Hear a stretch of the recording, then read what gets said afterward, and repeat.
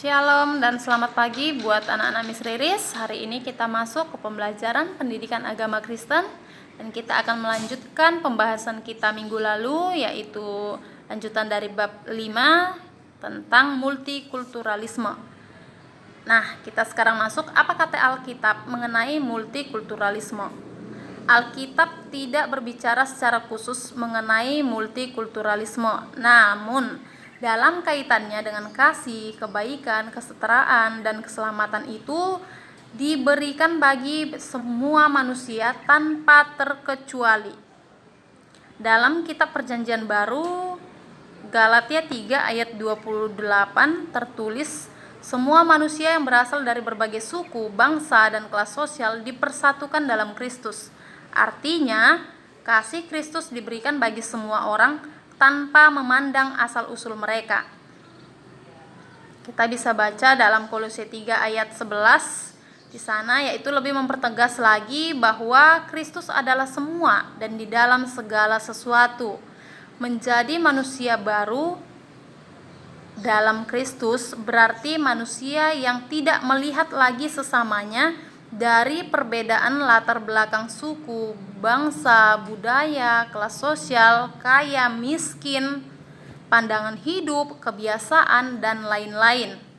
Menjadi manusia baru artinya orang beriman yang telah menerima keselamatan dalam Yesus Kristus wajib menerima, menghargai, dan mengasihi sesamanya tanpa memandang berbagai perbedaan yang ada. Nah, di sana jelas dikatakan bahwasanya Kristus adalah untuk semua, bukan untuk saya saja, bukan untuk kamu saja, bukan untuk keluarga kamu saja, bukan untuk keluarga saya saja, namun untuk semua manusia. Dan tidak boleh memandang perbedaan.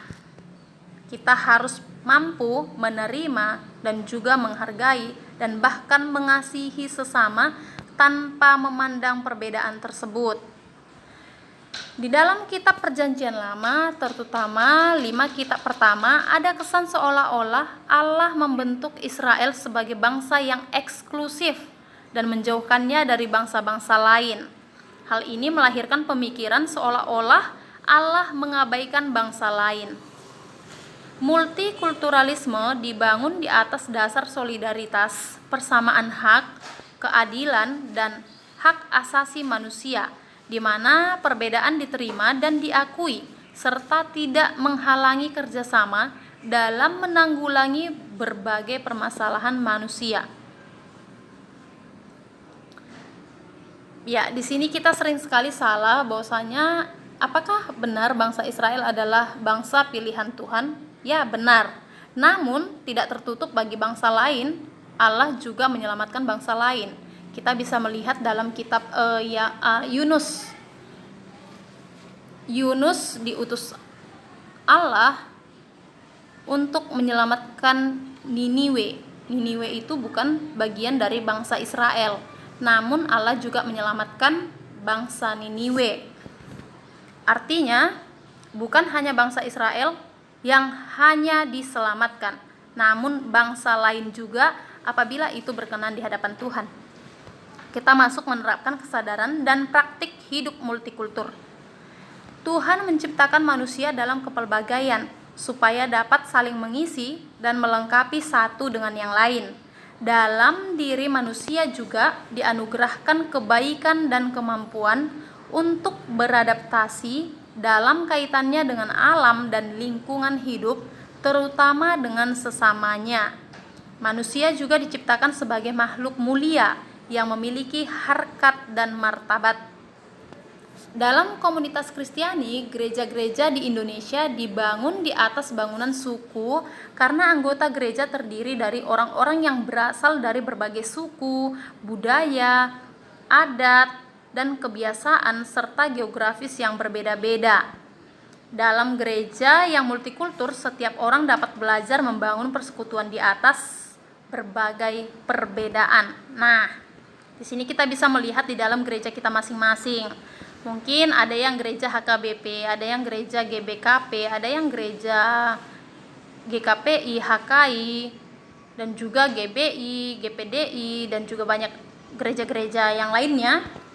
Kita bisa melihat di sana contoh di gereja HKBP tidak hanya orang Batak saja yang di sana.